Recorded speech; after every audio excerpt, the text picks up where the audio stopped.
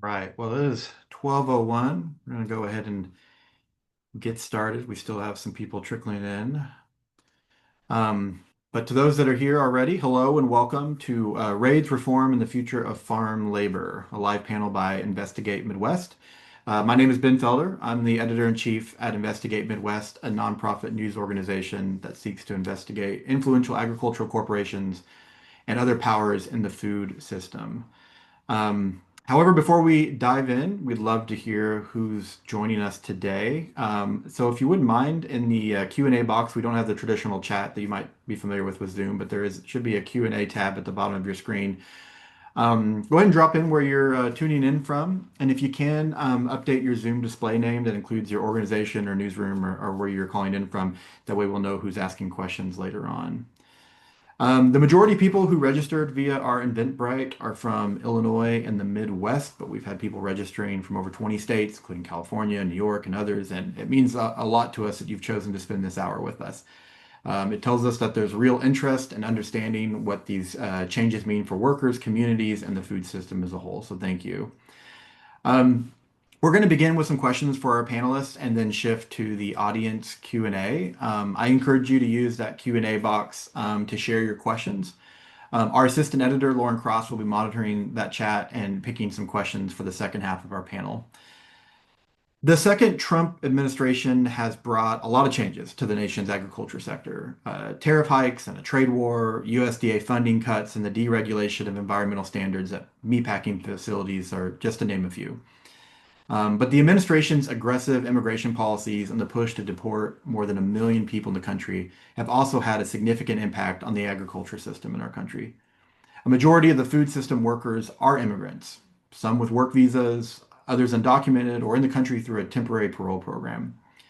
However, as many of these work programs were ended and the Trump administration pushed more workplace raids, Investigate Midwest wanted to take a closer look at the impact on those immigrant workers, the communities they live in, and the larger impact on the food system.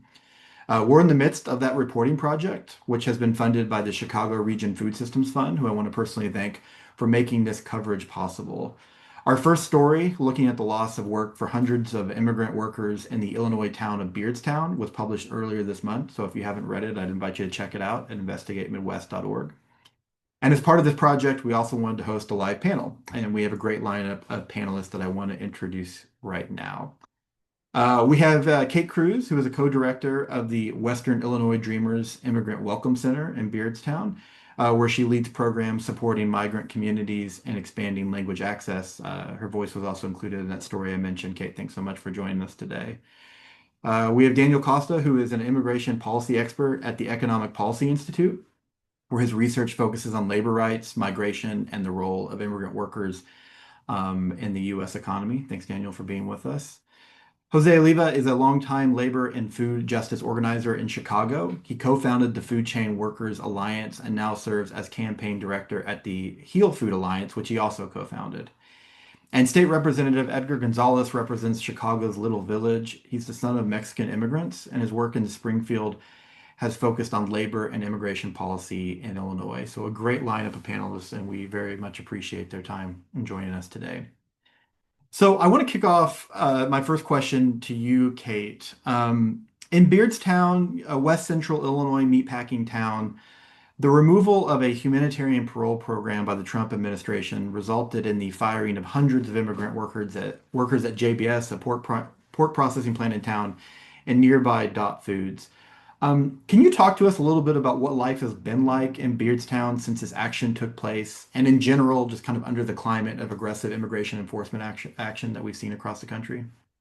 So people are staying home.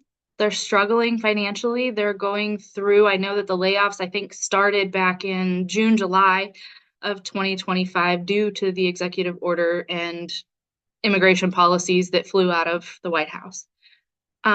People are staying home. People are having their groceries ordered online and then having them, a family member or friends, go get them and pick them up. They're either um, not being, we have groups that were currently involved in some of the Hispanic Heritage Month festivities, as well as local town festivities, that have decided that due to the pressure and the fear of the possibility of ICE coming down this way to not be involved. And it's very sad because it wasn't just the Hispanics, it was Amigos Unidos is the name of the group, and that's United Friends. And so those were the Haitians, the Venezuelans, the Cubans, many of those people who were affected by the TPS changes. So we have many people who are coming to our office and picking up Know Your Rights cards that we have available in different languages. They're sending their friends to pick up their cards. They're coming in for financial assistance because they've burnt through their savings trying to pay their rent because they just can't find employment due to the changes in the TPS regulations and not having a valid work permit if they're under a certain program. Yeah, yeah, that's quite an impact in that specific community. Jose, there are similar things happening in Chicago, and we've done reporting on the loss of work for many immigrant workers in the warehouses and transportation networks that kind of prop up the food system that are really heavily concentrated in Chicago in a specific part of the city. Can you talk to us about what that's looked like there? Yeah, well, first of all, thank you for inviting me to be part of this panel. Honored to be surrounded by my fellow panelists.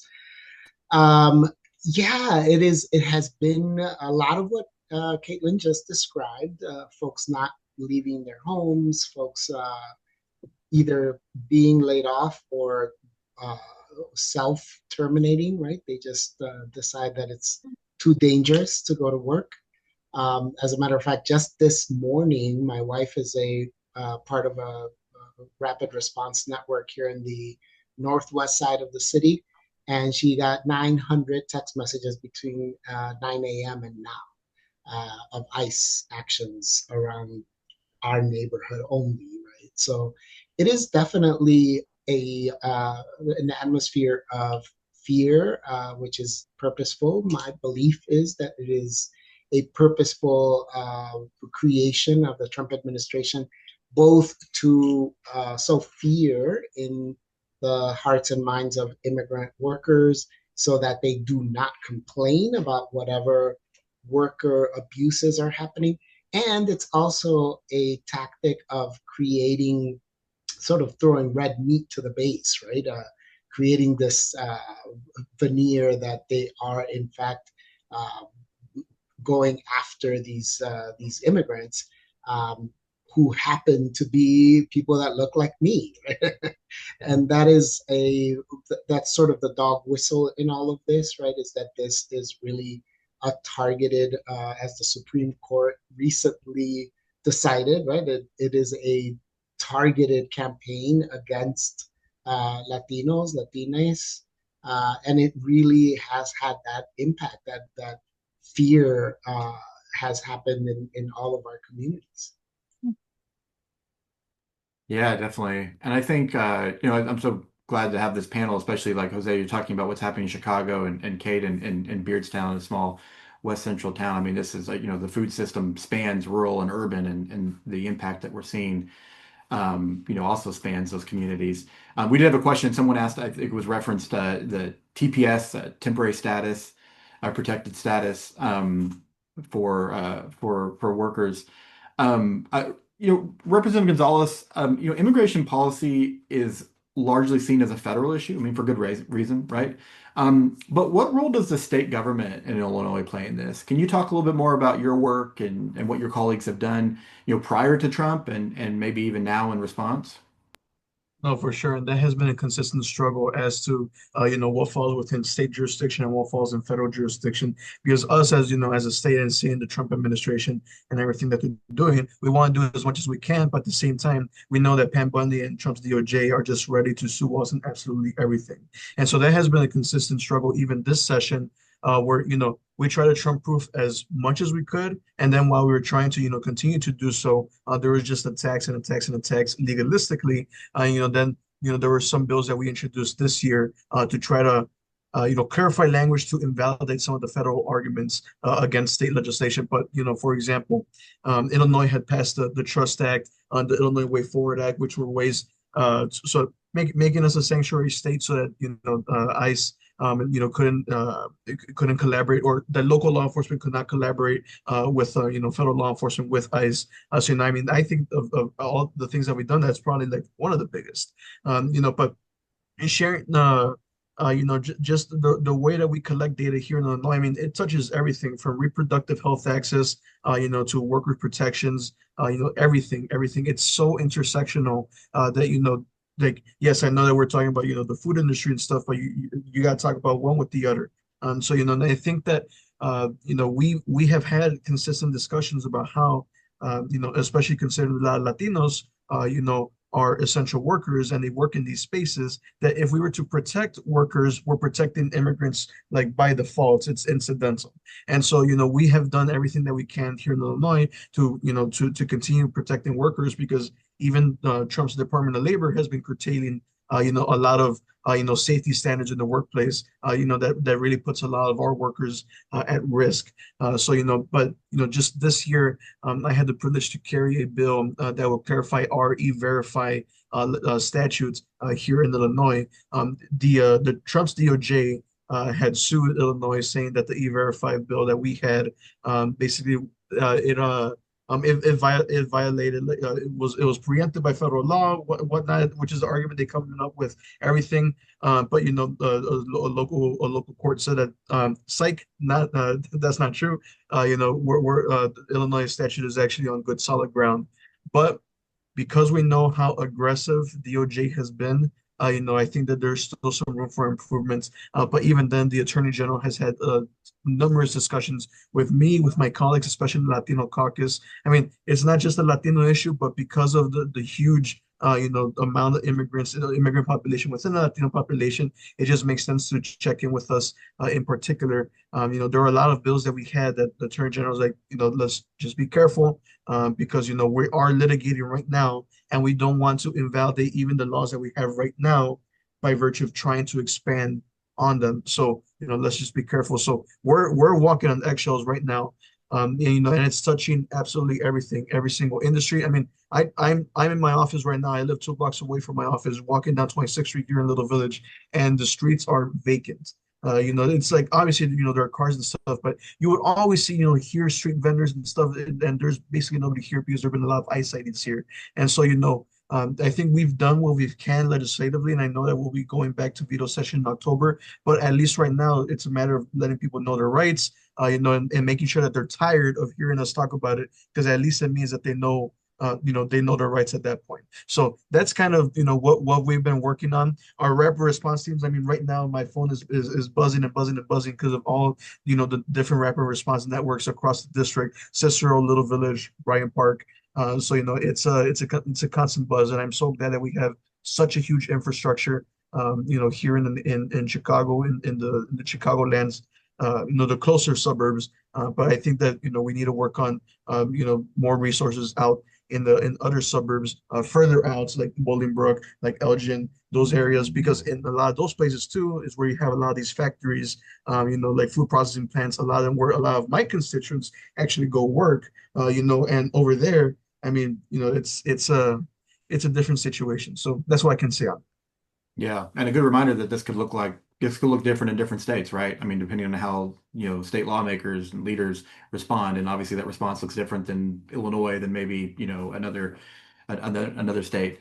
Yeah, no, I appreciate that perspective. And just also wanted to remind everyone that this first half of this panel, I've got some prepared questions, but if you have some questions, feel free to put those in the Q&A box. Our assistant editor, Lauren Cross, is going to be going through that, and we'll be going through some of those questions in the second half of the panel. Daniel, we've talked about the local impact of the president's deportation efforts. I wonder if you could help us take a step back and discuss kind of the cost to the nation's food system. I mean, obviously, this is impacting, as I said, just a variety of industries, but essentially, what's at stake right now when it comes to America's food system with what we're seeing with these immigration policies? Yeah, and thanks to Investigate Midwest and to you for having me on for hosting this discussion. I think I would start by just kind of saying that 1 out of every 5 workers in the United States is foreign born. So immigrants really are the backbone of many industries. They play a disproportionate role in the food system when it comes to that as well. And in just general terms, they've been the country's main source of workforce growth for decades. You can consider that if there hadn't been any immigration, the U.S. prime age workforce would be the same size that it was 30 years ago. These are workers aged 25 to 54. So without workforce growth, we're not going to have economic growth. I think that's just a fact. So now if we drill down to the food system a bit, there's a lobby for the meat processing industry. It's called the Meat Institute. They estimated recently that they could lose as many as 20% of their workforce just as a result of the loss of temporary statuses and work permits through TPS and parole. And that workforce is about the size of it is about 500,000. And that's not counting the number of undocumented workers they could lose through Trump's mass deportation effort. And then you have roughly 2.2 million farm workers who were total farm workers, sorry, and about 40% to half of those are undocumented. That's people working as crop workers, people working on dairies and in poultry and pig farms and greenhouses. How will things function if half of our farm workers just disappear? I mean, obviously, we don't know yet. I think we know that prices are going to rise.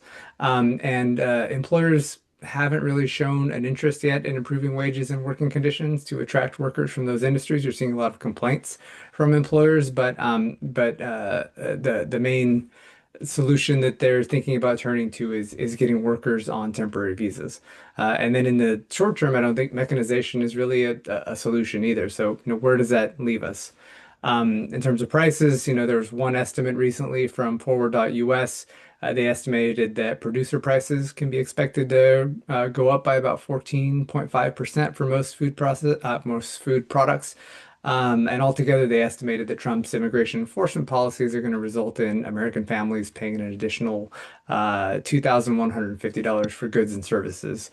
Um, and then there's just also the reality that losing hundreds of thousands and even millions of workers is going to reduce demand, which is going to shrink the economy and maybe even throw us into a recession more deeply and more quickly.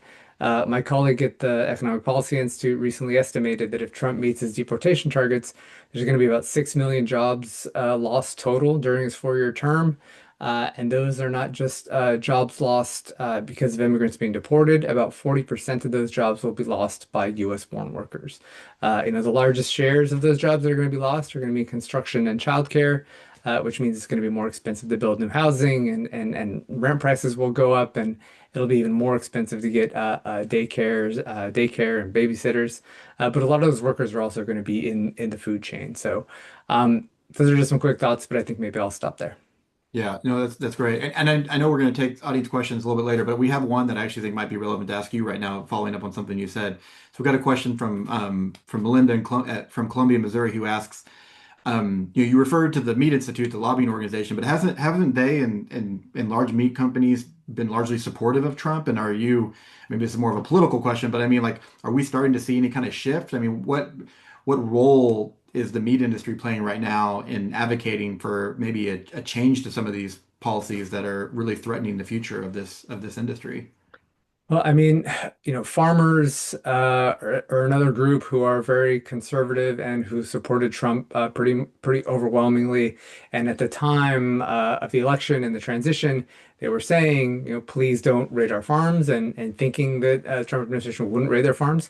That's not turned out to be the case. They are raiding farms, but they sort of assumed that their solution was going to be turned to the H-2A program. I can talk more about that, but that's a temporary work visa program where migrant workers come temporarily. There's a lot of problems with those programs. They're often not paid fairly. There's a lot of wage theft in those programs. And then when it comes to like the meat processing industry, I think it's a similar idea. Yes, they overwhelmingly support Trump. They're also asking not to be raided, and I think they've been doing a lot of lobbying. But one of the ways that they're lobbying is, like the farmers, is to ask for more temporary visas, like H-2B visas, which is kind of the sister program to the H-2A. And those visas don't allow year-round jobs, which is why the meatpacking and meat processing industry has not been able to use them. But they are pushing hard to change the law so that they can get more temporary workers who can come over. And in those visa programs, the employers own and control the visas, and really workers have very little bargaining power. But that's kind of the solution that it seems they're looking for, because I don't think that they're going to be able to stop the mass deportation effort. No, thank you. Jose, even before the Trump administration took power this year, the immigration system has long been kind of dysfunctional in many ways, right? I think we can all kind of agree to that. But you've worked for many years in labor organizing and advocating for workers in the food system. What progress was being made? I mean, what do you fear is being lost right now? Yeah, that's a great question, and actually follows up on Daniel's answer just now, which I think the the key here is to understand what the food chain is. What are those industries? So we have farms at the very base, right? Farm workers. We have then from there transportation and warehouse workers that take the food from the farm, and then there's processing workers, right? That are not just meat and poultry processing, but food processing, canning tomatoes and stuff like that. And then we have the retail end of things, right? Both restaurants and supermarkets and cafeterias in public and private institutions. And altogether, those five segments are 28 million workers. It is the largest sector in the US economy by far. It's bigger than healthcare, right? So if you aggregate it that way, I know the Bureau of Labor Statistics don't like to aggregate food chain workers in that way, specifically because of what Daniel just talked about, right? There's so many foreign-born workers. And the logical conclusion of this Trump policy of deporting all of those workers is actually pulling the rug right from under the employer's feet. Because this food system is broken in so many ways, right? But the biggest way in which it's broken is that it is addicted to cheap labor. So all we got to do is look at history. And I know the Trump administration doesn't like for us to look at history, but who were the original food workers in this country? They were enslaved people who were not being paid at all, right? There were some costs incurred in housing them and feeding them, but they were not paid. So the profits were 100% for the employer. What happened after the Civil War? Those folks were suddenly uh, not willing to work for free anymore. And I know there was a lot of Jim Crow laws and a lot of efforts to try to keep those folks enslaved in other ways. But the Great Migration basically took care of that, right? A lot of those folks came up here. And what we ended up with was the Bracero program, which is the antecedent to the H-2A program that Daniel just talked about, right? Bringing in workers from Mexico and the Philippines and a few other countries uh, to work for nearly free, right? And that was the replacement of the African American workers that came to the north. Um, that fell apart, and then you have the H-2A program and the H-2B program and all of the programs that Daniel just talked about, which are essentially trying to do that, right? Trying to bring workers in from other countries, but then get rid of them once they're done for the season. That's really not going to work in a global economy. And in the transitional phase, you're going to have millions of people. This is exactly what Daniel just said. Millions of people who are going to choose to work elsewhere, and folks who, if you follow this to the logical conclusion, the employers would have to raise the wages very high in order to attract native born workers to those industries, not just because of the difficulty and the expertise that's necessary in those industries, but also because there are very few native born workers who are willing to work for minimum wage for 12 hours a day in the beating sun, right? So that's just a reality of where we're headed. So yeah, I think we've lost a lot. I think we are going to see an even deeper bottom before we begin to crawl our way out of this, which actually is a really good opportunity for us to reimagine our food system, right? And create some foundations for a food system that is actually predicated on fairness and on equality rather than on slavery. Yeah, well, thanks for that. You're right. That history is kind of so is a really important piece of this, this larger story. And want to have some more questions about specific policies looking forward. But before we do that, Kate, I want to come back to you. The Western Illinois Dreamers Immigrant Welcome Center, which you are a co-director at, does a lot of work with immigrants in the Beardstown community. And in the story that we recently published about that community, you were quoted as saying something about, that many of the recently terminated immigrants, or they're terminated their job, immigrants, especially many from Haiti, want to stay in Beardstown. And I want to kind of bring the conversation a little bit more back to just kind of the people that are caught in the middle of this. And they want to stay in that community. And I guess my question is, like, why is that? What is the, you know, through all these challenges and the loss of work and the fear, a lot of people in this community, this is their home and they want to stay. Can you kind of speak to why that is? It's my belief, number one, the crime rate is really pretty low for a small town with a large meatpacking plant. That's number one. Number two, people that have come into my office have personally said, well, I come from Haiti or I come from these places where gang members are out walking the streets with guns. And so I don't want to be in an open carry state, or I don't want to be there. Hmm. There are lots of people who are just afraid of violence in general because they've already lived through that. Beardstown is generally a very peaceful place, and people have lots of support for the immigrants for the most part. Of course, we have our naysayers, but as an immigrant community, the immigrants have really done a good job in working together and being supportive to one another. And we have, I think, 3 or 4 different churches that welcome everybody of immigrant status, of different all around, really. So just the regular immigrant support, I think, is one of the things. The school offers English as a second language class, and bilingual classes, which I think is a huge draw. And just really the soccer clubs, the sports clubs. There's so much to do in Beardstown for kids. And despite being a resource desert for all of those things, they do have really great support within the immigrant community in itself. Yeah, and many of those families, those people, came through a legal means, right? And I mean, I know we're talking about a diversified immigration system, but a lot of the rhetoric from the administration has been, rooting out undocumented immigration, and that is an important topic in and of itself. But a lot of these people that were lost their jobs lost it because of their parole program was ended by this administration.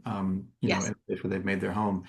Um, Representative Gonzalez, so many times when we think about the food system, we think about agriculture, we think about rural communities. Obviously, that's where the bulk of the farming industry is and meatpacking facilities. But your community in Chicago has an important part of the food system as well. And I wonder can you kind of talk to us a little bit about the immigrant community in your Chicago district and its place in America's food system?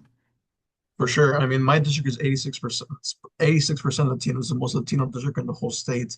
And like I mentioned, I cover Little Village, Bryant Park, which are both neighborhoods in the city of Chicago, as well as the suburb of Cicero, which is also extremely Latino. So, concern the district is primarily Mexican, immigrants who, this is the first place that they end up in the moment that they come to the States. And my parents as well, this is the first place that they got to when they came to the States. And the thing is that around here, I'd say housing is pretty relatively for a big city. Housing is pretty cheap. That's why you get a lot of people who actually come here. Either the rent is kind of cheap, or when they become homeowners, relatively it's kind of cheap. So you have a lot of people who come here, and so this is the first stop. But we touch every single part, I'd say, of of the food like supply chain. From the people who are picking the food or carrying it, storage, logistics. The folks who are actually like at the supermarkets, selling it. to the people buying it, absolutely everything. Like I mentioned, we have a lot of street vendors in the district, in the neighborhood, on 26th Street in particular, and right now it's pretty vacant because of these ICE threats and stuff. And I think that, but like I mentioned before, even when my parents had just gotten here, they actually will work out in the suburbs, and they will get somebody, they will carpool, and then they will go to. And I think they worked in like Villa Park, to like a little factory over there, and that's where they started. And that's a story for a lot of people around here. A lot of parents, so even still some seniors. I mean, retirement isn't something that they're really thinking about right now. They would like to, but they know that they had to bring food to the table. So we touch that, I'd say, like absolutely everything. But very 2 or 3 years ago, I have been working on a bill in the General Assembly, to provide higher pay and better protections for temp workers. And so, actually, while we were working on the bill, there was a whistleblower from Little Village who was talking about a food processing plant that she worked in Bolingbrook, and saying that they were using child labor. So even kids are also, part of this labor, like supply chain. So it's absolutely atrocious. And I think that we've done quite a bit on like to strengthen our child labor laws. Like I mentioned, just worker safety and worker standards. I think that we have a great Department of Labor. Even though they're understaffed, they do the best that they can, with the money and the resources that they have. But I think that, considering how many people this affects, how many people are involved in this. I think that it's a matter for us as a General Assembly to make sure that we're putting money where these resources can be properly allocated, for us, for community organizations, worker centers, everything. But like I mentioned, I think labor, and then just the people who really need who really need food, just in general. Like, we have quite a few food pantries just here in the neighborhood, but the greater Chicago Food Depository, they've actually told us of how much they're struggling, because of tariffs, because of supply chain, because of so much cuts, from the federal government. So we are asking all of our folks, even our workers, to just consumers in general, to do more with less. It's a very precarious situation. But I think that, considering that the Democrats have a supermajority in the states, I think that, we are able to align our necessities with our resources with our necessities, to the best we can do. Yeah, there's some pushing and shoving, but eventually you get most of the people that you need, to where they got to be. But I think that, like I mentioned, in my district in particular, super working class, like almost everybody's essential. My dad is an essential worker, as well, because he works at a hospital. So it's like that's a story of the district. That's a story of basically like most Latinos, across Chicago, across Illinois. So I think that it's again, we're part of everything, and at the same time, anything that affects the supply chain affects all of us in many different ways, and it just feels like we're beset from from all angles. Yeah, no, thank you for that. And again, a great reminder that there still is a state policy aspect of this issue as well. And we've got people from all over the country. That's an important, I think, question to ask for where we're at. Is like, what does it look like in your state? What are your state lawmakers doing in response? Daniel, I want to go to you next, but a reminder to those watching, if you have any questions, we're going to move into a Q&A time. Use that Q&A box at the bottom of your screen to submit your question. Lauren's going to be going through those, and sending me some questions. But Daniel, you wrote in June about the massive amount of funding going towards deportation efforts, but the lack of policy changes to help workers. I wonder, can you highlight what you see as some of the greatest needs when it comes to the policies surrounding immigrant workers in our food system? Yeah, it's a big question, but I think the biggest issue probably, and it goes even beyond the food system, is that immigrant workers need to have a valid permanent status. That's important because when they don't have status, or when they have a temporary precarious status that employers control, like the visas that we were talking about, they don't have equal rights in the workplace, at least not in practice, although they might on paper. And we've got about 5.5% of the workforce, which is undocumented, who make important contributions and pay 100 billion in taxes every year, but they really have no rights. Many of them fear retaliation by employers who can break the law, basically with impunity. Because of that status, they take advantage of it. The numbers on this don't lie. Unauthorized immigrant workers are twice as likely to be the victims of wage theft as U.S. born workers. And then we have another 1.5% of the labor force who are on these temporary work visas, which employers control. Probably 500,000 of them at least are in the food chain. In that case, if a worker speaks up about wage theft or workplace safety or something like that, the employer can just turn around and fire them, which makes them instantly deportable. Oftentimes, they pay illegal fees to get those temporary jobs, so they're in debt and they don't want to speak up and get fired. Um, so that makes, workers just terrified about speaking out. But we have a labor standards enforcement system that relies on complaints. So that makes it really difficult to actually enforce the law. And then you mentioned, what the U.S. spends on labor standards enforcement versus what it spends on immigration enforcement. For the last many years, at least a decade, our government spends much more on immigration enforcement than it does to protect workers. Last year, it was more than 14 times as more, about 2 billion for all the labor standards agencies combined versus 30 billion for immigration enforcement. But now we have the Republican budget bill that was passed through reconciliation that became law on 4th of July. There was an additional 170 billion appropriated to deport, detain, and terrorize immigrants all across the country, and honestly, a lot of U.S. citizens quite often as well. We haven't even started to see the impact of that extra money, if you can believe that. The check was only signed about 2 months ago. ICE is just starting to staff up and to gear up for, what they're really going to do, which is going to include internment camps all across the country. Um, I guess to finish off my point about labor standards enforcement and how inadequate it is to protect workers, you should know that funding for key agencies like the Wage and Hour Division, OSHA, and the NLRB have been flat since 2006 after adjusting for inflation. The number of investigators at the Wage and Hour Division, which is the main part of the Labor Department that protects wages and working conditions, is at a record low. They only had 611 investigators as of May of this year, and that's to police a labor force of 170 million people. And then, the Doge cuts and the Trump proposals are going to make things even worse. They're trying to cut about 20% of the Labor Department overall. And then there's the issue of political will. Does anyone trust this Labor Department to be fair and on the side of workers when there's a dispute with an employer? The administration hasn't shown any signs that they care about wages and working conditions for workers.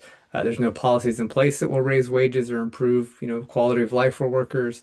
And if you're an immigrant, um, can you really trust DOL to protect you, or will they just turn you over to ICE? So, I probably meandered around the question, but for my final sentence to sum it all up, I'll just say that we need legal status for workers, mainly green cards. We need a functioning and better funded labor department that is actually willing to enforce workplace laws and hold law-breaking employers accountable. Yeah, that's a great review. I mean, obviously, there's a lot of attention right now on deportations and workplace raids, and rightfully so. That is a very pressing issue. But the challenges go well beyond that in terms of, like you said, just worker conditions and worker protection. So thank you, Daniel. Yeah, I do want to get into some of the questions that we're getting. And anybody can really answer these, although I think this one maybe Jose, you might have some thoughts on. As we've talked about, immigration policy is often debated, at the federal level in Washington, but some of the questions we're getting concern, corporations. Corporations are powerful players in shaping what happens on the ground. How much influence do they have over immigration enforcement strategies, and what role do corporations and also these agricultural industry groups, lobbying groups, what role do they play, and are we hearing anything from them in terms of what they're advocating for or against? Yeah, I think Daniel mentioned some of this at the beginning, right? That they have outsized influence, especially on legislation like the Farm Bill.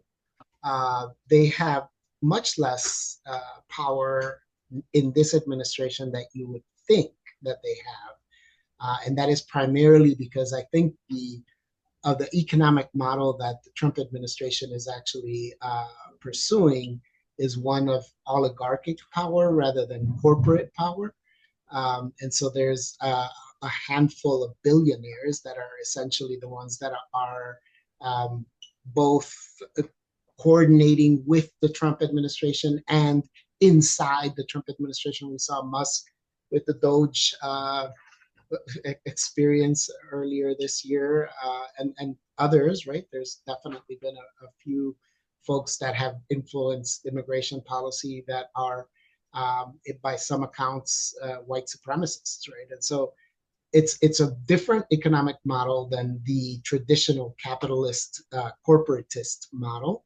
Um, and I don't think that the corporations that have had traditionally have had a whole lot of power in Congress and with the administration, regardless of whether they were Democrats or Republicans. They're just as frustrated as a lot of the folks on the quote unquote left, right? The Democrats that are also, bewildered by the actions of this administration. I don't think that's a blanket statement that covers every corporation. I think, of course, there are some that have more influence than others.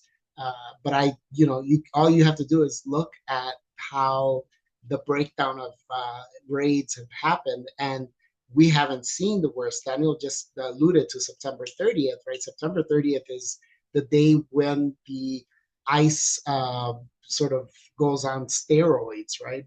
All of the money that Congress has allocated to ICE will be put into the hands of the administrators of ICE so that they hire a whole lot more enforcement agents. And at that point, we're going to start to see a lot more raids in companies, the Tysons, the JB Hunts, the et ceteras of the food system that we haven't seen that much of yet, right? And that is a testament to how little influence they have on this particular issue. Now, when it comes to Farm Bill, when it comes to some of the other less motivational issues to the MAGA base, I think you will have a lot more influence than the labor unions or some of the other folks that speak on behalf of workers. And just to round this up, it is clearly a matter of how workers are treated and how they are paid, right? So wage theft is a prevalent issue. It is a complaint-driven issue, which means that only if you call the Department of Labor or a private attorney is something going to be done if you're not being paid the minimum wage, right? That means that when you have mass deportations, it sends a chilling effect to all the other workers in that company, even if they are documented. I'll tell you, as a US citizen, I fear when I go to public places that I'm going to get scooped up by ICE, even though I'm a citizen, right? And it's because of how I look. And that has a lot to do with the way that this administration has targeted the immigrant community for deportations. Yeah. Could I add a Yeah, please, quick Dan. point to Yeah. that? There are some employer groups out there that are organized and are pushing for less immigration enforcement. You saw Brooke Rollins, the USDA secretary, make the case to Trump, and that led to a policy that lasted a couple days to not enforce immigration laws on farms and in hospitality. But the reality is that a lot of companies don't want to speak out because they're worried about retaliation being targeted, as Jose was referencing. And then you have the I think that there's a question about whether Trump himself can even stop the immigration enforcement train that is moving.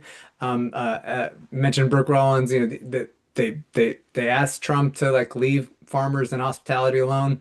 Trump is a hospitality employer himself, and he basically said, "Okay, we're going to stop doing enforcement there." And a couple days after that, there's reporting on this. It's not inside information. It looks like Brooke Rollins, the USDA secretary, went around Stephen Miller to make this case to Trump, and Trump, agreed. And then once that came out, Stephen Miller and Tom Homan were very upset and pushed back and got that policy rescinded. So can Trump even stop the deportation, and immigration enforcement that's happening now? I'm not sure he can because he wasn't able to in this case, despite saying it publicly and sending out a directive. So there's that. And then the other quick point I'll mention is that, there's also the fact that many employers benefit from immigration enforcement. They use it to their advantage. If there's an organizing drive going on, maybe you want to check the status of your workers and use E-Verify to re-verify your workforce to stop that. And there's also, you just had the case of the big raid at the Hyundai plant.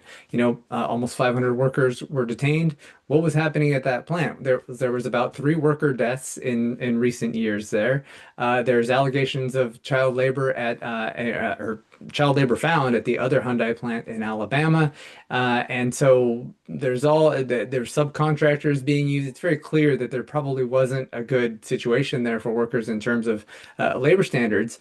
And ICE comes in, takes those workers out. What happens to the employers? They get a slap on the wrist and basically nothing. They're just saying, Hyundai is saying that they had nothing to do with the violations that were going on at their plant because it's all subcontractors. All the workers who were detained were subcontractors. So is Hyundai not responsible for what's happening at its plant? I think that's ridiculous, but you can see that they're going to get off scot-free, and there's probably a lot of things going on that Wage and Hour and OSHA could have been investigating and fixing. Yeah, that's a great point. We have about 14 minutes left of the panel, and so we're still going through some questions. But for those that might have came in late, want to let you know that this is being recorded and we posted to our YouTube page, so you'll be able to consume it in its entirety. Kate, I want to go to you with some questions we're getting about just kind of that. We've talked about the responses from corporations and businesses, but I want to ask you about community groups and nonprofits. Obviously, that's the world that you're in. What role do you see some of these organizations play? How have these immigration policies changed the work that you do? Are there any things that you're doing new that you weren't maybe a year ago, or things that you're thinking about? Just can you talk about, how this is impacting, the work that you do in your organization? It's a lot. We have so many different facets that we work with at Western Illinois Dreamers, and that we help people change their addresses for their court, for their ICE check-ins. We offer free legal consultations. So those who did lose their TPS or temporary protected status are able to come in and get a free consultation to figure out, can they apply for asylum? Are there other ways that they may be able to have a more permanent stay here in the United States? Get a work permit through those other programs. Are we always able to find a way? Of course not, because it is a very complicated system. Healthcare has become, again, an issue because they changed what immigrants may have, what benefits through the Medicaid system, through SNAP, through all of those systems as well. So people are losing their jobs, and there's not kind of this, I'm going to say, a miniature safety net, because you only get those things for so long when you are out of a job anyways. And now those programs are gone. So then we get to our financial assistance. And if you don't have a job, it's very hard for our small organization and other nonprofits in the community to fill in the gap and try to help people pay, months worth of rent or months worth of groceries. We are doing what we can.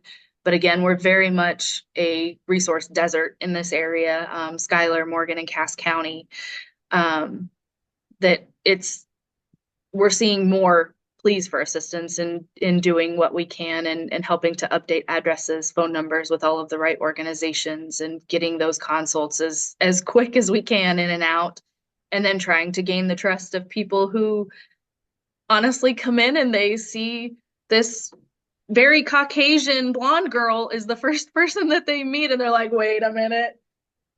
Even though I've lived here for a number of years in this community. So getting those stories from some of the newer immigrants has been a little bit more difficult, because they just don't trust me, and gaining their trust is paramount to my process and how we help people at Western Illinois Dreamers. But usually after a couple of visits, it's okay. I think you should do this free consult, because we don't tell anybody, we don't report to the state and say, well, I'm going to use Mr. Jose Oliva as an example. He came in and we discussed XYZ thing. No, it's one man, single man, came in and had a consult with our legal, and that's it. That's all that we report to the state. As for that, it's not even, I don't think we even put in their origin for countries. But it has made things more difficult. We're more busy. Lots of people coming in, picking up the Know Your Rights cards as well, because that's been such a huge deterrent whenever it comes to ICE, is that people know their rights, or they're learning other people's rights, and so that they can react to that. Yeah, yeah, thank you. Um, well, Representative Gonzalez, I've got a question for you. Before I do, I just as we wrap up, I'm going to have kind of a closing remarks, and what I would like. And I didn't tell you guys ahead of time, so hopefully this isn't too much of a curveball. But in the panelist closing remarks, I would like for you to maybe offer, what's maybe going to be top of mind for you in the months to come. What are you closely watching? What are some storylines that you think are going to be really important to pay attention to? And I know that that list could be, dozens deep, and all of them will be really important. But would like for you to have that in mind. But before we do that, before we wrap up, Representative, we talked about kind of the response from food corporations and the nonprofit sector, and Jose did mention a little bit about lawmakers' response. I'm curious for you, and as someone who, obviously you're in the political world and you pay a lot of attention to the responses from lawmakers, both at the state and federal level.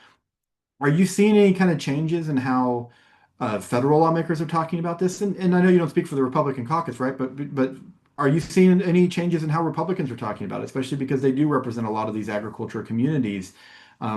Is there a growing concern? Is there still silence? Is there still support for the president? And that's a big question. But I'm just kind of curious from your perspective what you might be seeing and hearing on that front.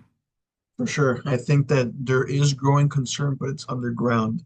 They don't want to be too public about it yet, because when we have Republican lawmakers, even in the General Assembly, who speak to us, I mean, like when Trump had just come in, I had Republican lawmakers come up to me. It's like, personally, I think that this is all screwed up. Like they're doing a terrible job, and we know how important, especially a lot of these, Latino workers and documented workers are, like for our districts, for our farms, for the whole, like a lot of these corporations, but we need to play politics. And that's usually the answer that we hear. So, it's unfortunate, but the thing is that, slowly but surely, you just need to push people in the right direction. Because not just, Republicans too. Like I mentioned, we are a super majority, Democratic states here in Illinois, but we also have quite a number of moderate Democrats, so some things come from rural districts too, and so they also have those concerns. They might say, like, I can't say this publicly, but this is a concern for me.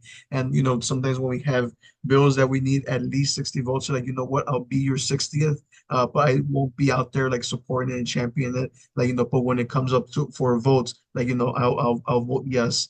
So there's a it's unfortunate that when it comes to people's lives and stuff, that we had to play politics, but that's the name of the game. And if not us, somebody's gonna have to do it. It might as well be people that at least I would say that we can trust, to do the good work for in Illinois, and protecting our workers. But I think that will it change? Would it change? I think so.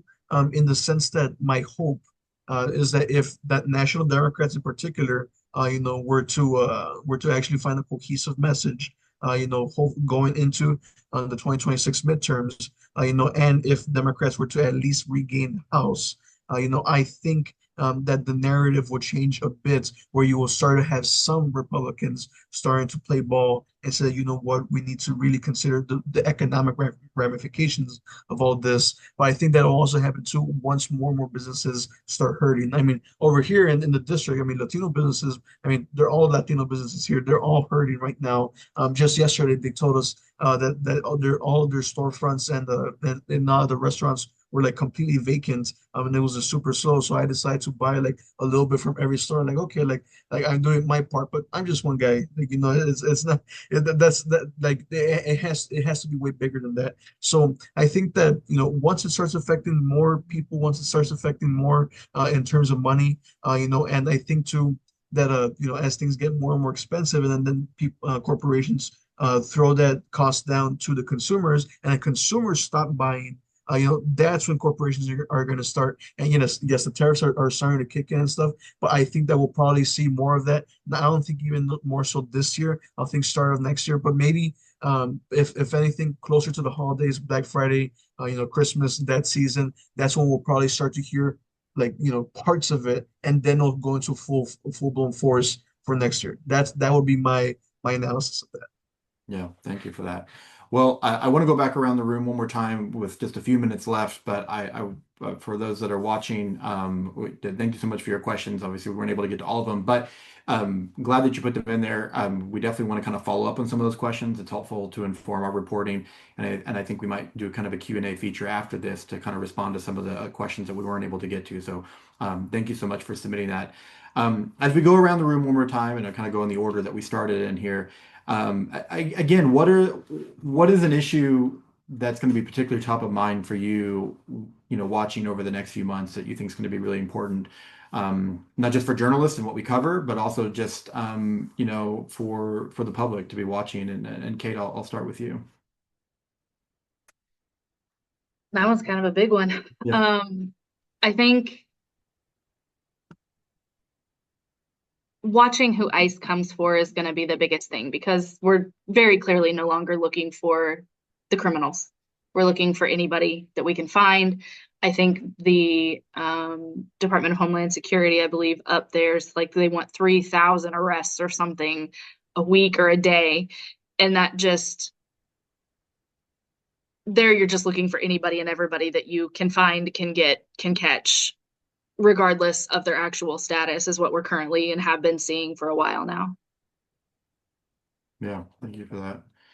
Jose, same question to you.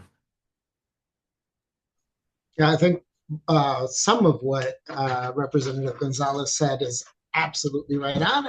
It's we're going to see, because of the funding that is headed to ICE, we're going to see mass deportations. The quotas that Caitlin just mentioned, right, are real.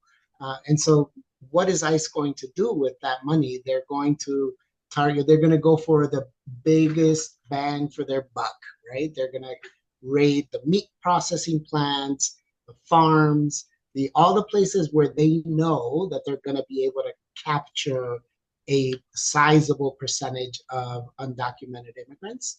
And that is combined with the tariffs and combined with the overall downturn of the economy, I think is a perfect storm, right? We're going to see some seriously, and the divestment in that small, in the very brief network of support that people have. I think that combination of things is a perfect storm, and that's what I'm going to be looking for. I don't know that the nonprofit that exists that are trying to mediate some of that are going to be enough. And I doubt that there's going to be any effort or real policies at the federal level to address any of this. So it's really going to be the states that are going to have to step in. Yeah, thank you. Representative? I think that, like I had mentioned before, that whatever especially so we can help out the Attorney General in the sense of anything that he's fighting against, making sure that we strengthen the arguments that he's making in court. I think that's probably going to be one of our biggest pushes. But at the same time, too, going off of what we had just spoken about earlier, I'm thinking that as things become more expensive and stuff, and then the Trump, the MAGA, they always say that it's the immigrants' fault. That's why we're getting rid of them. And I think that the time will come when he's gotten rid of enough of them that you can't really use that argument anymore. So then it's like, okay, then where do they go from there? And so thinking about that eventuality, that's what we had to prepare for, because then at that point they're gonna start saying like, okay, it's not just the folks, who are, it went from criminals to just those who who immigrate in the first place, and are not criminals, but then they might go for people who are DACA, permanent residents, things like that, and then protections for those. That's what we need to prepare for, considering how the Trump administration is moving. Thank you. And Daniel, yeah, what issue or two is kind of the top of your list that you'll be watching for in the future? Yeah, I think I'll just mention kind of what I've alluded to already, which is what is the response going to be of the employers to not having their workers? Out of the 14 million or so, almost 14 million undocumented workers, about 40% of those had some sort of status, either TPS, parole, or a work permit by being an asylum applicant. Those people are losing, employers are losing workers with those statuses by the hundreds and by the thousands sometimes. And then, so they'll get pushed into the informal labor market or be deported. Other workers will be deported. So employers, what are they going to do? What happened during the first Trump administration? Trump administration cracked down on lots of immigration pathways that led to a green card and people having, equal rights, full rights, and path to citizenship. But when it came to temporary work visas, those numbers kept increasing at a steady clip. And so I think what you're going to see is, and we're already hearing employers be pretty explicit about it. They want new rules that allow them to have more workers and to have fewer protections for those workers. The farm lobby is pushing for lower wages for farm workers, and there's going to be a rule proposed on that to lower those wages. And then for the H-2B lobby, the H-2B lobby has been quoted saying that they're pushing the Trump administration to expand the H-2B visa program. And their argument, they've said, is that this is a workforce issue, not an immigration issue. So basically, they're saying we want workers, but we don't want people. And that's really what we're going to see. I think we're already at about 500,000 H-2A and H-2B workers, and those numbers are just they're going to skyrocket, and those workers are going to have fewer protections. And the only way to come to the U.S. to work is going to be through these basically indentured worker programs where workers don't have rights. So I think people should pay attention to that. And there's going to be a lot of rules coming out through regulations. There's appropriations riders that are proposed about this to make H-2A year round, to expand H-2B. So lots of policy levers that the administration can use and Congress can use. And I think that's going to be the real big story the next couple of years. Yeah, well, thank you. Well, that's going to do it for this panel. First and foremost, I want to say thank you to this wonderful lineup of panelists, and for all the information and perspective that you brought. If we were in person, this is the time when you'd be getting a loud round of applause. But thank you so much. I also want to thank the Chicago Region Food Systems Fund, which has helped make this panel and our reporting on immigration possible. I've mentioned it before, but the first story in this series that focuses and centers on the town of Beardstown is already published online at investigatemidwest.org. We're going to have some more stories coming in the near future. Want to thank our panelists or thank our attendees for watching and submitting questions. Again, if we weren't able to get to your question, we are saving those questions. We are going to be using that to inform our reporting and to put out some more information. But thanks to everyone who participated. We appreciate your time, and everyone have a great rest of your day.